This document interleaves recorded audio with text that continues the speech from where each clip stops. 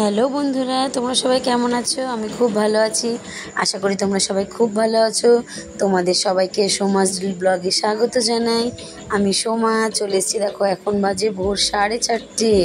তোমাদের ঘড়ি কাটা আমি দেখালাম নিশ্চয়ই। তো দেখো এখন সবাই ঘুমাচ্ছে, আমি উঠে পড়েছি। আমার ওঠার কথা জানো তো 3টেই ছিল।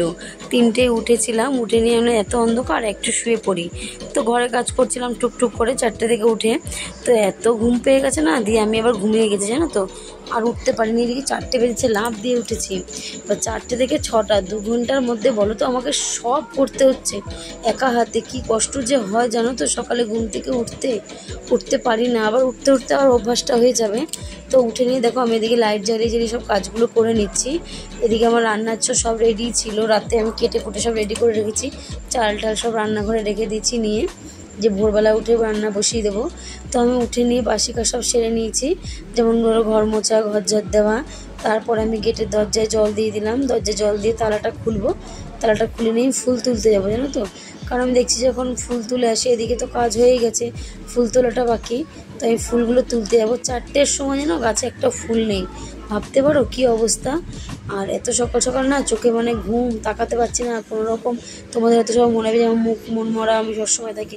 এত ঘুম পায় না আমার, কিছু মানে ভালো মতো তাকাতেও ইচ্ছে করে না। তো কালকে রাতে যখন ভিডিও এডিট করছি, রাত 12টা বাজে, ভিডিও এডিট করতে করতে হাত থেকে ফোন পড়ে যাচ্ছে, আমি পড়ে যাচ্ছি, মানে এরকম অবস্থা হয়ে গেছে। দেখো সারাদিন সকালবেলা উঠে 2 ঘন্টার মধ্যে ঘরের সব কাজ সেরে আবার বাইরে যাওয়া, বাইরে থেকে এসে নিয়ে আবার সব করা। তো মানে কি বলবো, A to Z সবটাই আমাকে একা সামলাতে হয়। কিন্তু মিথ্যা কথা বলবো না, বড়মশাই অনেকটা হেল্প করে দেয়। দুপুরবেলা ছেলেকে এনে খাই দেয়, ভিতরে কোনো জল টল ভরা বাকি, আমার হয়তো আসতে দেরি হচ্ছে, তখন বড়মশাই সব কাজগুলো সেরে ফেলে। ওই বিকেলের কাজটা আমার একটু কষ্ট হয় না, যেমন জল ভরা। আবার শাশুড়ি মা হয়তো খেলে থালা বাসনগুলো ধুয়ে রেখে দিল। তো টুকটাকভাবে তারপরেও কি কম কাজ থাকে বলো তো এসে। কালকে তো আমি সকাল 8টায় বেরিয়ে রাত 8টায় ঢুকেছি। আর আজকেও আমি সে আমতায় গেছিলাম, আমতা স্টেশন, আমতা লাইনে পাতিহাল নামক স্টেশনটায়। তো আমি আজকে বেরিয়েছি তোমার আরও সকালে, যে 6:30টায় বেরিয়েছি বাড়ি থেকে। তো সব কাজ সেরে গুগলকে রেডি করে স্কুলে পাঠিয়ে তারপর আমি বেরিয়ে গেছি। তো দেখো এখন আলো হয়ে গেছে, প্রায় 4:30টার মতো বাজে। তো আলো হয়ে গেছে এখন। এদিকে দেখো শিউলি ফুল গাছে একটা শিউলি ফুল ফুটেছে। তো টুকটুক করেও একটা দুটো করে গাছ থেকে ফুল তুলে নিলাম, নিয়ে পুজো দেওয়ার মতো আমার ফুল হয়ে গেছে। আমার আর বেশি ফুল প্রয়োজন নেই, অল্প ফুলে আমার পুজো হয়ে যাবে। তো চলো ভিডিওটা এখান থেকে স্টার্ট করছি, তোমরা দেখতে থাকো। আশা করি তোমাদের ভালো লাগবে। যদি তোমাদের ভিডিওটা দেখে ভালো লাগে বন্ধুরা, অবশ্যই আমার পাশে দেখো। আর ভিডিওটা দেখে অন্তত লাইক একটা কমেন্ট করে দিও। আর পারলে আমার চ্যানেলটাকে, যারা নতুন বন্ধুরা আছো, সাবস্ক্রাইবার করে দিও। আর ভিডিওটা তোমরা কেউ স্কিপ করো না বন্ধুরা, পুরো মন দিয়ে দেখো। যে আমি দেখো সকাল থেকে একা হাতে সব সামলে কি করে আমি সংসারটাকে গুছিয়ে রাখি। হ্যাঁ, কি ডিপ ক্লিনিং, এই পরিষ্কার পরিচ্ছন্নের ভিডিও তোমাদের আমি রোজ দিতে পারবো না। সেই ভিডিও দিতে আমার প্রত্যেক সপ্তাহে একদিন করে, যেদিন আমি ছুটি পাবো সেদিন করে তোমাদের ক্লিনিংয়ের বা অনেক রকম ভিডিও থাকে যেগুলো পরিষ্কার পরিচ্ছন্ন করা, সেই ভিডিওগুলো তোমাদেরকে আমি দিয়ে দেবো। ঠিক আছে, চলো ভিডিওটা দেখতে থাকো, আশা করি তোমাদের ভালো লাগবে।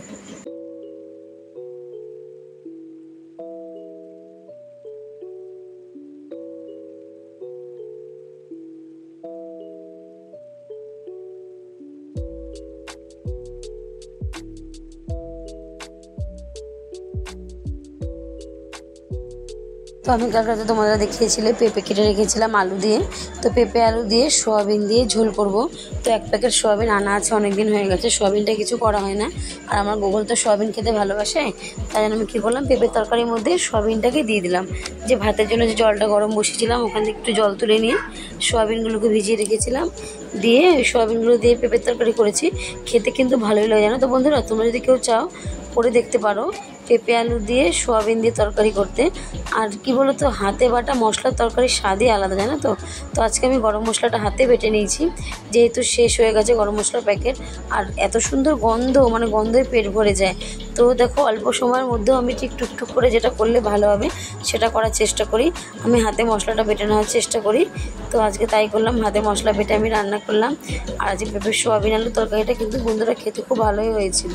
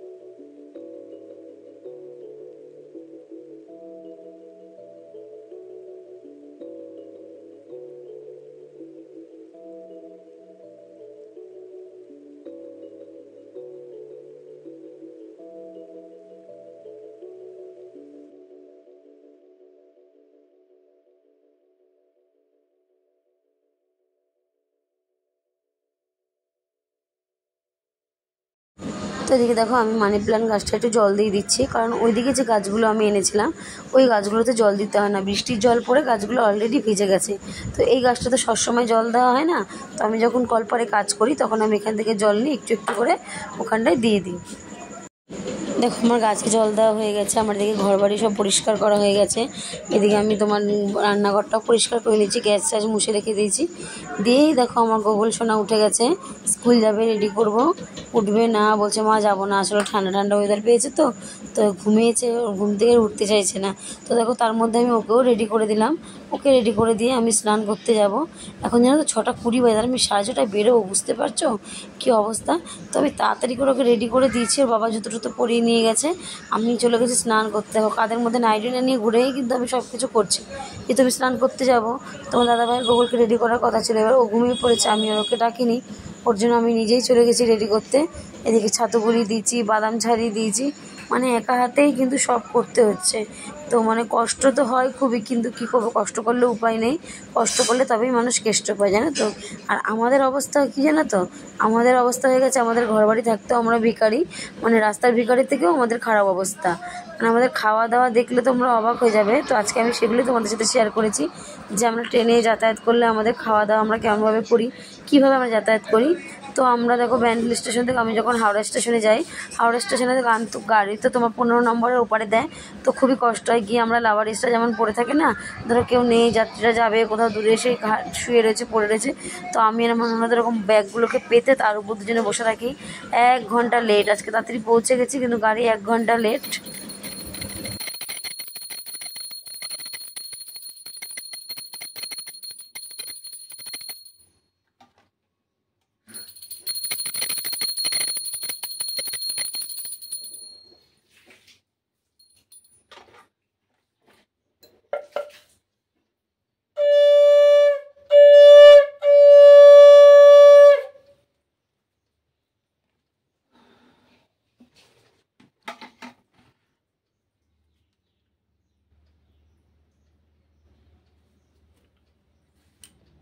এই দেখো চলে এসেছি ব্যান্ডেল স্টেশনে, দাঁড়িয়ে আছি, প্রচুর বৃষ্টি পড়ছে। তো আজকে আমি চুল ছিঁড়েই গেছি, যেহেতু চুল ভেজা, কি করবো। দেখো ট্রেন, বৃষ্টি হচ্ছে দেখেছো, ট্রেনের জন্য দাঁড়িয়েছি, ট্রেন এখন আসেনি। তো আমি গিয়ে 5 নম্বরে দাঁড়িয়েছি, আমি জানি 5 নম্বরে ট্রেন দেয়, কিন্তু জানো ট্রেন দিয়ে 4-এ, আবার সেই নেমে দৌড়ে দৌড়ে গিয়ে ট্রেন 4 নম্বরে গেলাম, ট্রেন ধরলাম। দিয়ে দেখো আমরা এখন হাওড়া স্টেশনে বসেছিলাম প্ল্যাটফর্মে। আর এই দেখো আমাদের খাবার, আমরা হচ্ছে আমতার লোকাল মানেই তো শুয়ে বসে যাওয়ার জায়গা। তো ওখানে দেখো হাত পা মেলে আমরা দুজনে মিলে, এদিকে ওদিকে আমি, দুজনে মিলে চাউমিনটা বের করে নিলাম। তাদের যেহেতু চাউমিন নিয়ে গেছিলাম টিফিনে, মাম্মামের জন্য রেখে গেছিলাম চাউমিন, মাম্মাম টিফিনে নেবে, আমরা দুজনে খাবো। তো এই দেখো আমাদের অবস্থা, রাস্তাঘাটে যেখানে সেখানে আমাদের খেতে হচ্ছে, কি করব, উপায় নেই, তাই না। আমরা হচ্ছে ঘর থাকতেও আমরা যাযাবর, আর আমাদের অবস্থা মানে ভিখারির থেকেও খারাপ হয়ে গেছে। আমাদের রাস্তাঘাটে যেমন থাকে সেরকম ওদের সাথে আমাদের তুলনা করা চলে, কারণ আমাদের ঘর থাকতেও আমরা যাযাবর। দেখবো আমার ননদ ট্রেনের মধ্যে ঘুমাচ্ছে, ঘুম পেয়ে গেছে, কি করবে, আমার তো আর টাইমে ঘুম আসছে না, ওর ঘুম পেয়েছে, ঘুমিয়ে গেছে। তো আমরা নেমে গেছি পাতিহালে, পাতিহালে নেমে আমরা এবার হাঁটা দিচ্ছি, পুরো একটা স্টেশন হাঁটতে হবে, তারপরে গিয়ে আমাদের টোটো ধরতে হবে। তো আমরা যেহেতু পেছনে লেডিসে উঠেছিলাম, পেছনে লেডিসে উঠলে আমাদের অনেকটাই হাঁটতে হয়। এই দেখো চলে এসেছি স্কুলে। তো আজকে আমি গেছিলাম কি গোলবেরিয়া গার্লস হাই স্কুল। তো এই দেখো চলে গেছি এখানে, আজকে 2টো ব্যাগ হয়েছে। তো 2টো ব্যাগ হলে তো একা ওকে দেওয়া সম্ভব না, আমরা দুজনে 2টো ব্যাগ নিয়ে চলে গেছি। এখানে আমরা HM-এর রুমে চলে এসেছি, HM-এর রুমে এসে বসেছি। HM ছিল না, উনি মিটিংয়ে ছিল। তারপরে HM আসার পর আমার যে প্রোগ্রাম আমি সেটা চালু করে দিয়েছি। আর আমাদের মেয়েদের এই ন্যাপকিনগুলো ফ্রি স্যাম্পেলিং করা হয় মেয়েদের প্রোগ্রাম করে বোঝানোর জন্য।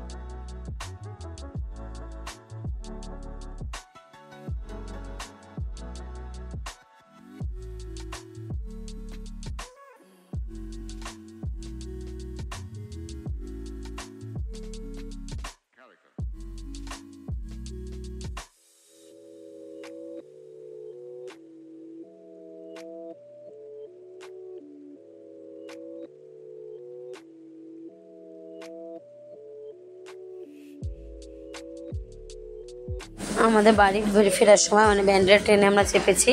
তো দেখো আমি হাতটা বাইরে দিয়ে জানলার দিকে দিয়ে রেখেছি, কেন জানো তো, জানলা দিয়ে না ঝিরঝির ঝিরঝির করে বৃষ্টি পড়ছিল আর এত ভালো লাগছিল হাতের মধ্যে বৃষ্টিটা নিতে, তো যেন আমি হাতের মধ্যে বৃষ্টিটা নিচ্ছিলাম। ভিজে ভিজে এসেছি, এদিকে মুখগুলো মাঠে দাঁড়িয়ে আছে, ফোন করলো যে স্যার ছেড়ে দিয়েছে বৃষ্টির জন্য। তো এই বৃষ্টির জল মাথায় পড়েছে, এখন মাথা ধুয়ে পুরো স্নান করতে হবে, নাহলে না সর্দিটা বসে যাবে। তো তাই আগে যাই, আগে গোবর আসুক, ওকে হাত পা ধোয়াবো, কিন্তু ও মাঠে কাদা পাতা মেখে একাকার হয়ে আছে, ওকে পরিষ্কার করে নিয়ে তারপর নিজে স্নান করে নেবো। শরীর আর দিচ্ছে না, মনে হচ্ছে যেন ঘুমে চোখ ফেটে আসছে। চলো, সেই 3টের সময় উঠেছি, ট্রেনেও ঘুম আসে না, ও টাইমে ঘুম আসে বলো। চলো গোবল আসুক, গোবলকে নিয়ে আসুক ও বাবা, তারপর ওকে হাত পা ধুয়ে টুয়ে রেডি হয়ে আমিও রেডি হবো। চলো বলো, বৃষ্টি হচ্ছে দেখাচ্ছি বাইরে, দেখো বৃষ্টি পড়ছে, এই থামছে আবার এই জোরে হচ্ছে, এই থামছে এই জোরে হচ্ছে।